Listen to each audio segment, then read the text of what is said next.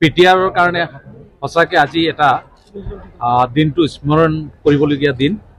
কাৰণ আজি আমি কমাৰডঙাত ইতিমধ্যে আপোনালোক গম পাইছে 238 বিঘা মাটিত এটা আমি POL আৰু LPG এটা প্লাণ্টৰ আজি আমি আধাৰশিলা থৈছোঁ।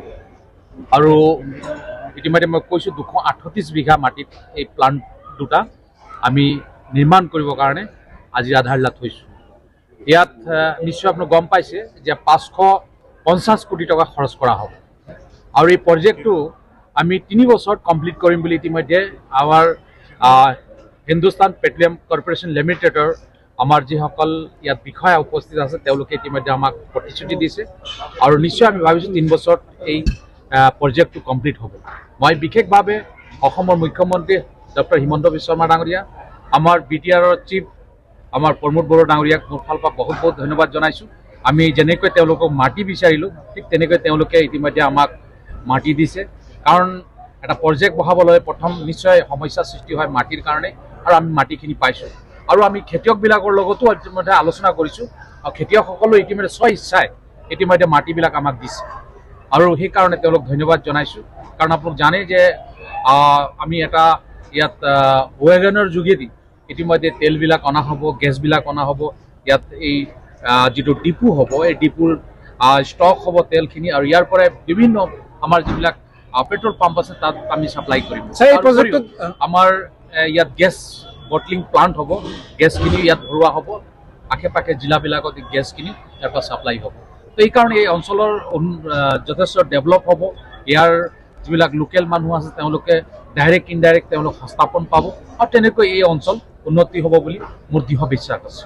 ছাৰ, বঙাইগাঁও ৰিফাইনাৰীটো যিটো এক্সটেনশ্যন কৰাৰ কথা আছিলে সেই প্ৰকল্পটো বৰ্তমান কি পৰ্যায়ত আছে? হয়, আমি বঙাইগাঁও ৰিফাইনাৰী নিশ্চয় আপোনালোক গম পাইছে 2.7 মিলিয়ন মেট্ৰিক টনৰ ৰিফাইনাৰী। ইয়াক আমি 5 মিলিয়ন কৰিবৰ কাৰণে ইতিমধ্যে এজন অসমীয়া হিচাপে লাগি আছোঁ যে যিকোনো উপায়েৰে আমি বঙাইগাঁও ৰিফাইনাৰীক 5 মিলিয়ন মেট্ৰিক টন কৰিবৰ কাৰণে ইতিমধ্যে সিদ্ধান্ত লোৱা হৈছে।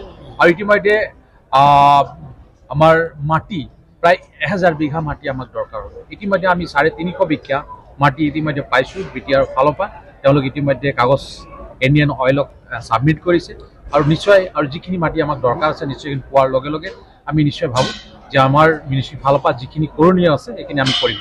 নিশ্চয় আপোনালোক গম পাইছে আমি 4টা ৰিফাইনাৰী ইতিমধ্যে এছিয়াৰ ফাৰ্ষ্ট ৰিফাইনাৰী ডিগবৈ ৰিফাইনাৰীৰ কাম ইতিমধ্যে আমি আৰম্ভ কৰিছোঁ, য'ত নেকি 0.56 মিলিয়নৰ ৰিফাইনাৰী আছিল 1 মিলিয়ন কৰিবলৈ গৈ আছোঁ। আৰু খুব সোনকালে ভাৰতৰ প্ৰধানমন্ত্ৰী আৰু আধাৰশিলা ৰাখিব। তেনেকৈ ইতিমধ্যে কাম কৰি থকা হৈছে। আমাৰ নুমলীগড় ৰিফাইনাৰী এক্সপাণ্ড নিশ্চয় 3 মিলিয়নৰ পৰা 9 মিলিয়ন এই কামবিলাকো ইতিমধ্যে চলি আছে। আৰু সেইকাৰণে মই এজন অসমীয়া হিচাপে পেট্ৰলিয়াম মন্ত্ৰী দায়িত্ব পোৱাৰ পিছত ইতিমধ্যে আমাৰ ফালৰ পৰা 4টা ৰিফাইনাৰী এক্সপাণ্ড, আমাৰ বিভিন্ন ধৰণৰ ডিপুৰ কথা কোৱা হৈছে। যেনেকৈ আমি ইয়াত আজি হিন্দুস্তান পেট্ৰলিয়াম কৰ্পোৰেশ্যনৰ এটা ডিপুৰ আজি আমি আধাৰশিলা থৈছোঁ। মই 550 ইতিমধ্যে মই কৈছোঁ যে ভাৰত পেট্ৰলিয়ামৰো এটা ডিপু কৰিব পৰা যায় নেকি, তাৰ ওপৰতো চিন্তা চৰ্চা কৰি থকা হৈছে। ছাৰ, যিহেতু লোকসভা নিৰ্বাচনৰ সমাগত এই সুন্দৰ এটা প্ৰজেক্ট এটা কিমানখিনি লাভান্বিত হ'ব? এই প্ৰজেক্টটো কৰিছোঁ ভোট পাবৰ কাৰণে নহয়।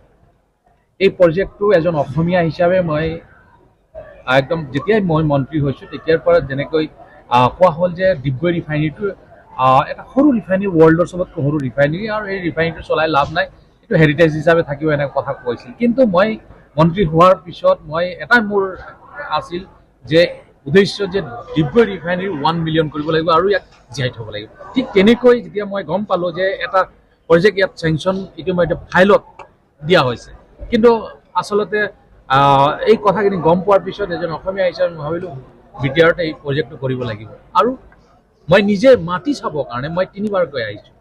এজন কেন্দ্ৰীয় মন্ত্ৰী মাটি চাবৰ কাৰণে মই ভাবোঁ যে আমাৰ যিটো হিন্দুস্তান পেট্ৰলিয়াম কৰ্পোৰেশ্যনৰ ডাইৰেক্টৰসকলৰো সময় নাই মাটি চাব লাগিব। কিন্তু মই কেন্দ্ৰীয় মন্ত্ৰী হিচাপে, মই এজন অসমীয়া হিচাপে প্ৰজেক্টটো যাতে খুব সোনকালে কমপ্লিট হওক তাৰ কাৰণে লাগিছে। আমি এইটো পলিটিক্সৰ কোনো কথা নাই, আৰু নিশ্চয় ইয়াত মানুহ সংস্থাপন পাব, এডোখৰ উন্নয়ন হ'ব, এই কথা চিন্তা কৰি এই প্ৰজেক্টটো ইয়াত কৰা হৈছে। যিসকল অনাৰ তেওঁলোকে বিচৰা মতে পইচা ইতিমধ্যে আমি দিছোঁ।